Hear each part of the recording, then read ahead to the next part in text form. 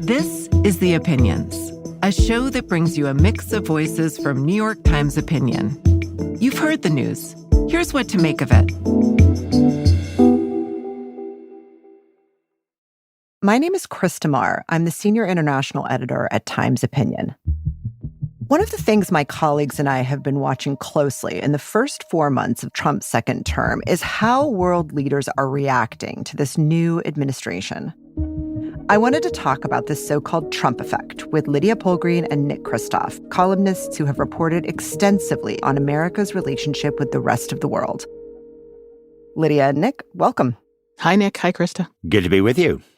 So, from my perspective, it looks like there are a few different types of leadership that has emerged in response to Trump 2.0. There are the emboldened leaders like Vladimir Putin, who are using Trump's foreign policy to advance their own agendas. And then there are the defiant leaders like Canada's Mark Carney, who just won a recent election by promising to stand up to Trump. And then there are more kind of opportunistic leaders. I'm thinking about Xi Jinping, who is really seizing this moment to strengthen China's ties in parts of the world that are being negatively impacted by Trump's policies, or places that are just feeling very insecure about this moment. So, Nick, Lydia, does this taxonomy make sense to you? Does this so-called Trump effect line up with what you're seeing in your own reporting? Yeah. Well, one of the things that I've been thinking about, Krista, is the sort of cause and effect, right? To what extent is Trump calling the tune or setting the tone? Or to what extent is Trump actually responding to events as they're unfolding and the way that the world is reacting to those events? And I think it's useful to actually think about Russia and Putin in that regard. In some ways, Putin was an outlier before Trump 2.0 in terms of his territorial adventurism, for example. The invasion of Ukraine and, really the aspiration to seize the entirety of the country. That's something that Putin had done before Trump came back. The kind of annexations in the West Bank that you're seeing from Netanyahu and these other kind of extraterritorial kind of smash and grabs. I've actually been wondering if Trump in some ways has been emboldened by the broad either failure to stop or, in the case of Israel, a kind of indifference to the moves that have been happening. It's probably a little bit of both. But I think that we're living in a world that Trump is both shaping but also taking opportunity of himself. Yeah, I think that President Trump fundamentally is not particularly ideological. He's a transactional bully. And the truth is that bullying sometimes does work. I mean, he has been able to, in some limited ways, advance American interests. You threaten Panama, and Panama is going to cave and try to transfer management of one of the ports to American interests. You threaten Colombia, and it is going to take people returned from the U.S. And so, in very limited ways, a bully can accomplish things. But I think more fundamentally, what we've seen is Trump really dismantling the entire post-World War II architecture and a system that had very much supported American interests. And by abandoning any kind of commitment to human rights, as Lydia suggested, I think that has paved the way for Israel to behave more recklessly in the West Bank and in Gaza, for the United Arab Emirates to behave more recklessly in Sudan. Not that it was particularly well behaved before. And so, fundamentally, if the point of foreign policy is to make your country safer, then I think that Trump has, here and there has created some benefits, but overall we are less safe now. And he has, in particular, by rewarding aggression in the case of Russia and Ukraine, I think he's created, increased risk of the very worst thing happening, which would be a war in East Asia involving China. How does what's happening now feel different than what happened during Trump's first term to both of you? I mean, to me, I think we're seeing a much more fractured and dangerous world in which there is actually a tremendous amount of territorial adventurism happening, a sense that, any actor can go out and try things. And I think at the same time, we're also seeing, a hugely diminished appetite from the Trump administration for using hard American strength. I mean, there was a remarkable report in the Times about the assault on the Houthis that, essentially concluded that because they couldn't achieve anything very quickly and because it was costing, about $1 billion a month, Trump essentially decided to pull up stakes and say, you know what, we're just going to declare victory. So it's a really fascinating mixed message. And the message that you're sending to the world is we're going to bully, but if we can't get what we want really quickly, then we're actually just going to try to package whatever we can and salvage it as a quote unquote win and then move on. Yeah, I think of this as, Trump's first term squared or maybe cubed or maybe to the power of a Google. And a couple of examples. So in his first term, President Trump apparently raised the possibility of withdrawing from NATO, but he didn't do it, and NATO survived. And these days, look, in effect, NATO, Article 5, the essence of NATO, I think is realistically dead. If Russia invaded Estonia tomorrow, the U.S. would not join other countries in intervening to protect Estonia. That kind of collective security, which has been the foundation of the international system since 1945, I think is in practice gone. And likewise, if you think about trade, now in his first term, President Trump was often aggressive on tariffs and trade. This time he launched a trade war with China that, he ended up backing down from because from my point of view, he was losing, that he didn't understand China's relative strength. And so that's one reason why I think we're in a more dangerous situation, that he's more aggressive, that he's got aides around him who, instead of constraining him, empower him. But I should also say that Trump does have this deep aversion to being in wars, and that is healthy considering his appetite for being impetuous and reckless. Lydia mentioned his retreat from Yemen, sort of declaring victory and withdrawing. And I at least count my blessings that Trump, for all his recklessness and lack of understanding about other countries, at least he does seem to want to avoid major wars. So let's talk a little bit about then the reaction to this place that we're in globally. A lot of our listeners would be familiar with the kind of examples of behavior like, Netanyahu's plans for the IDF in Gaza, or Nick, as you've written about, the Gazification of the West Bank, and of course, Putin's war of aggression. Can you each talk about other examples that people may be less familiar with that you're worried about in terms of leadership reacting in this way to the Trump administration? So I think we're living in a world where leaders are doing whatever they can get away with, and those who criticize them could also find themselves, in exactly the kind of situation that alleged gang members in El Salvador have found themselves. So, the standards are shifting in ways that I think are scary. One situation that has been, unfortunately, very much out of the headlines that I think is precisely the kind of thing that you're talking about, and is a place that both Nick and I have spent a fair amount of time, and that's the Democratic Republic of Congo. In eastern Congo, there is a rebel group that is aligned with and essentially controlled by the government of Rwanda. And they have essentially occupied a huge swath of Congolese territory. And there is, I think, real fear that, what is one of the most protracted and deadliest conflicts in the world could lead to, even more catastrophic territorial war in which Rwanda essentially tries to take a huge chunk of this neighboring country.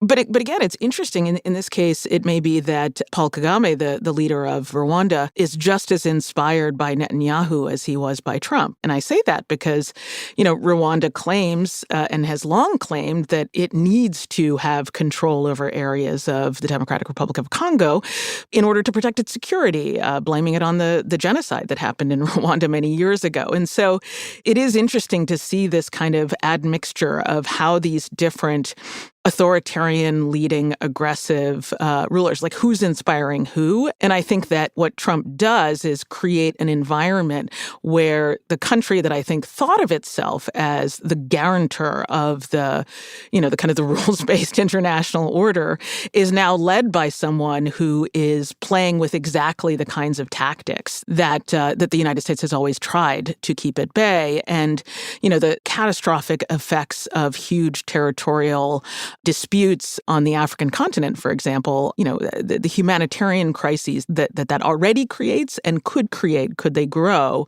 it's just mind-boggling. I would just add that I think that the single scariest example where President Trump's policy has empowered a foreign leader's potential transgressions involves Xi Jinping in China. My biggest nightmare over the next 10 years would be a war in the Taiwan Strait or the South China Sea that involves the U.S. and China and potentially becomes a nuclear exchange. And I think that's unlikely, but possible. And I think it is a little bit more likely now than it was, say, a year ago. And that's because if you think about what constrains Xi Jinping, I think one was he looked at Russia and Ukraine and he saw that Russia was really hurt and it paid a real economic price.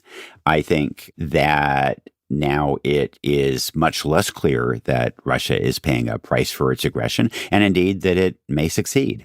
Secondly, I think that it was pretty clear that globally the U.S. had a lot of soft power and would bring that to bear on China if it launched a quarantine or something like that around Taiwan. And the U.S. has, just doesn't care about soft power right now. And so I think that makes it a little bit easier for China to pay badly.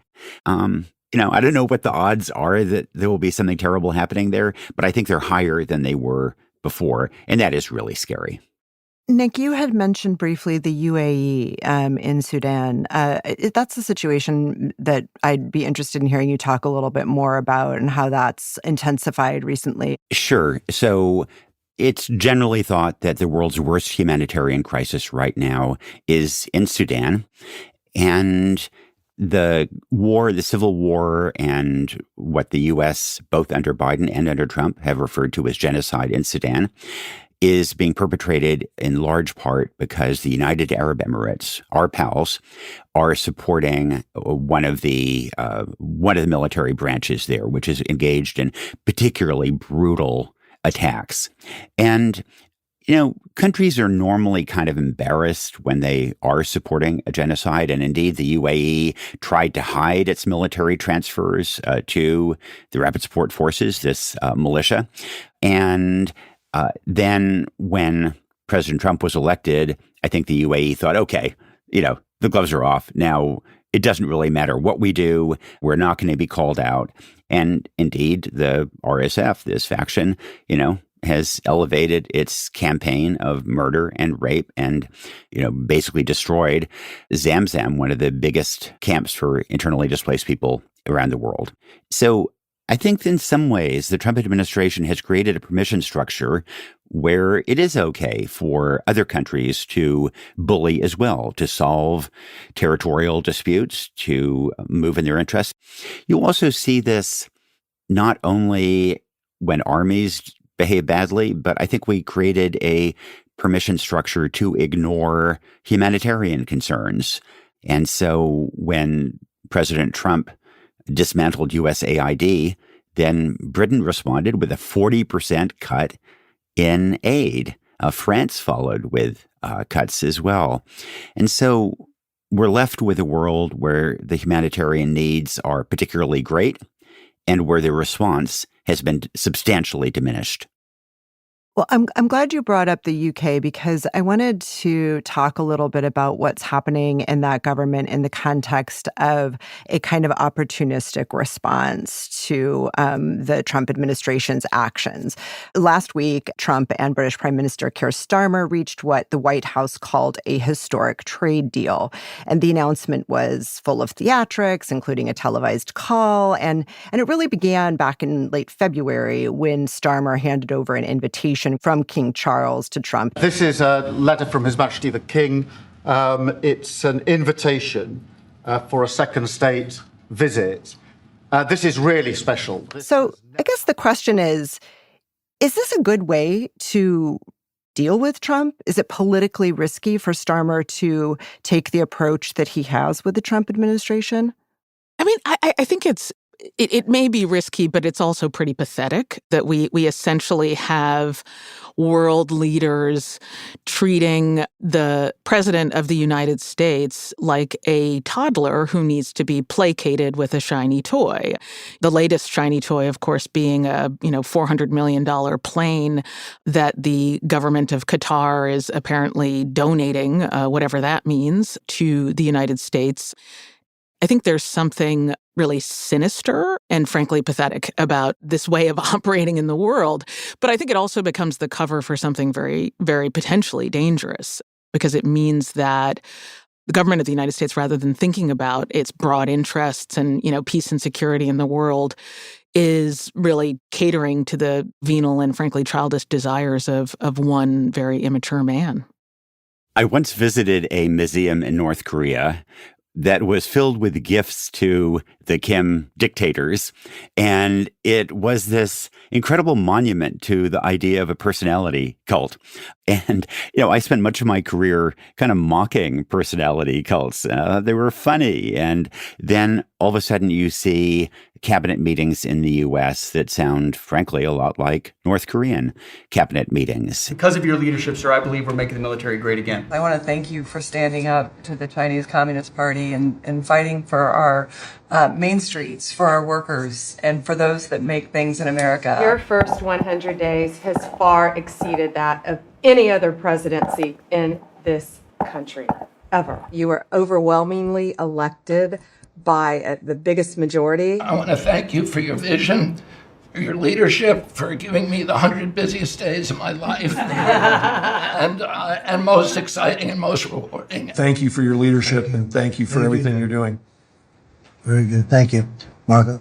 But I think the politics of it cut both ways, because Mark Carney clearly benefited by standing up to Trump, and Trump seems to have respected that. And so I think it's really hard for other leaders to figure out just what to do and how to handle Trump. But as with universities in America, I don't think that simply caving and rolling over has been particularly effective.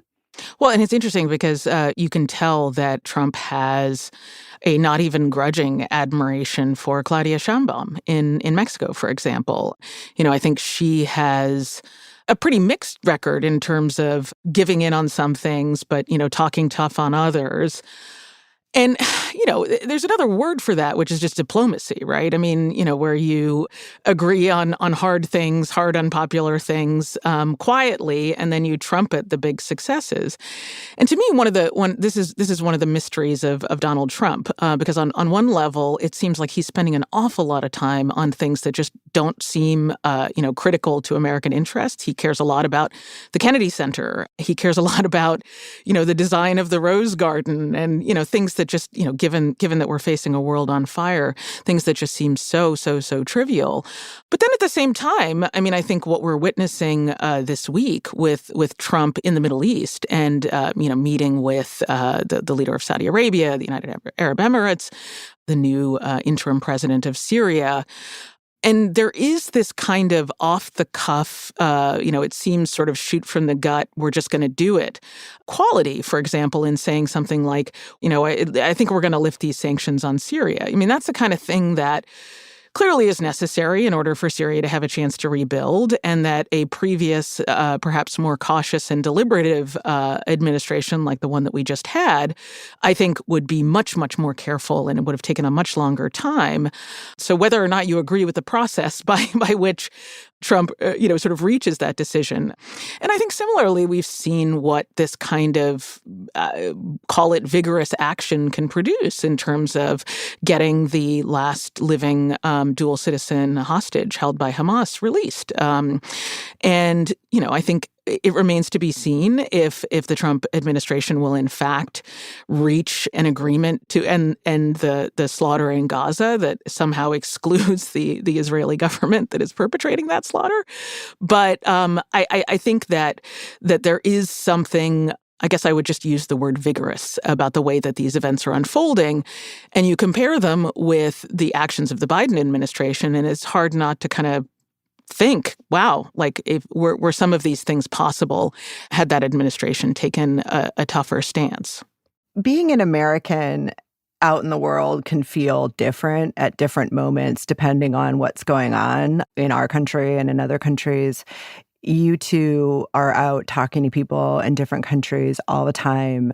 How does it feel to you today? And are there any conversations that have stuck with you that you've had in the course of your reporting or your lives that kind of reflect that feeling in this moment as an American?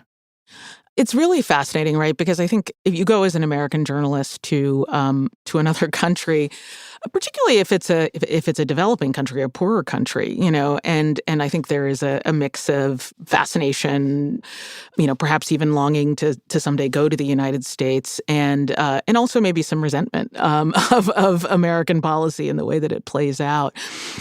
I have to say that for me, a lot of the encounters that I've had since Trump was reelected really reflect a kind of diminishment of America's role in the world and a diminishment of the perception of the importance of American actions. I mean, I've spent the better part of the last year writing about global migration. And, historically, the United States was the most desirable destination for migrants everywhere. The most ambitious people in the world wanted to come to the United States because that's where all of the opportunity was seen to be. And it's just been very striking to see how quickly that has changed, and how quickly people are thinking about different futures elsewhere. And under the Trump administration, it's not surprising that people would not want to come here, risk being kidnapped by ICE and disappeared to some sort of gulag in El Salvador. And I think that is, to me, the sort of prevailing feeling is this either irrelevance or indifference. And that really changes the valence of what it is to be an American walking through the world.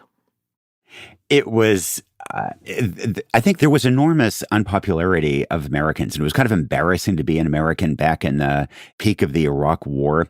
But I think one difference is that back then, Europeans or others would think that you might well be if they didn't read my columns at least, that you might actually be a supporter of that, of the government then. And now support for President Trump is so class-based that in general, if somebody is educated in the professions, in journalism, then there's much more of an assumption that they're a fellow sufferer. And that's obviously not a perfect alignment, but I think it's more true now than it was in past periods when there were unpopular American governments. So there's more of a sense of we're all in this mess together, almost an assumption of that at international gatherings I've joined. So when do you think that this moment sort of ends? What will we need to see before this kind of Trump effect really loses its power across the globe and the world stops reacting to what the United States is doing right now? Well, I think that the global system has been in trouble for a very long time, right? I mean, the United Nations Security Council, has been as much an impediment to achieving any sort of lasting, desirable global outcomes for a very long time now. There has been a need to open up the global system to more countries having greater say in how these big international institutions are run. And the need for the U.S. to allow and hopefully manage, at least softly in its favor, that process, I think has been with us for a long time. And there have been a variety of efforts, from the G20 to reforms of the World Bank and the IMF and other things that would create a kind of more inclusive global system that would make the world less dependent on a handful of big jockeying powers. And that, multiple presidents are responsible for not investing in that effort. And, I sure as hell know that Donald Trump is not going to invest in it.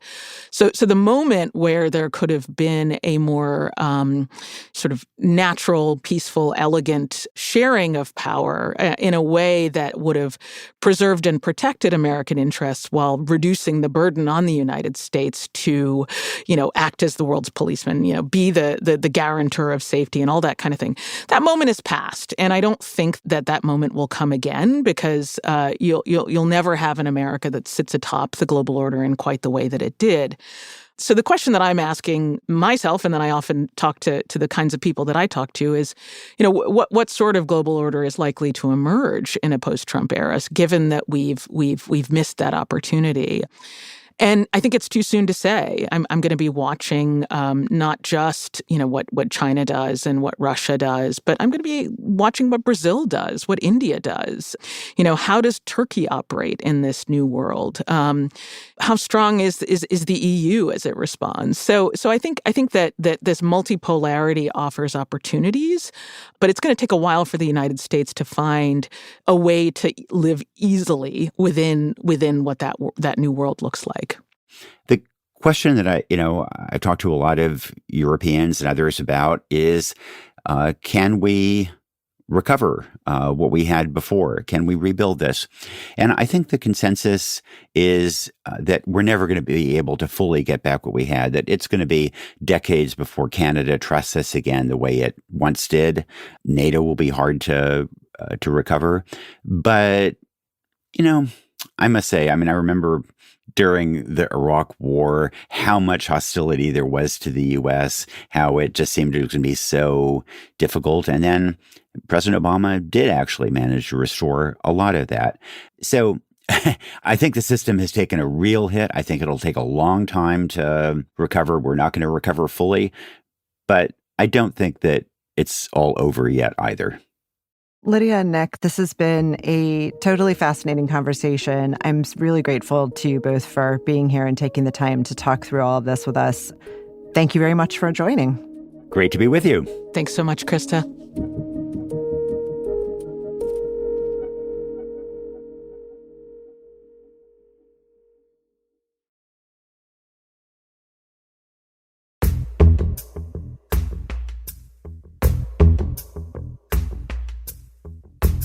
If you like this show, follow it on Spotify, Apple, or wherever you get your podcasts. The Opinions is produced by Derek Arthur, Vishaka Darba, Christina Samuelewski, and Jillian Weinberger. It's edited by Kari Pitkin, Allison Bruzek, and Annie Rose Strasser. Engineering, mixing, and original music by Isaac Jones, Sonia Herrero, Pat McCusker, Carol Saburo, and Afim Shapiro. Additional music by Amin Sahota. The fact-check team is Kate Sinclair, Mary Marge Locker, and Michelle Harris. Audience strategy by Shannon Busta and Christina Samuelewski. The executive producer of Times Opinion Audio is Annie Rose Strasser.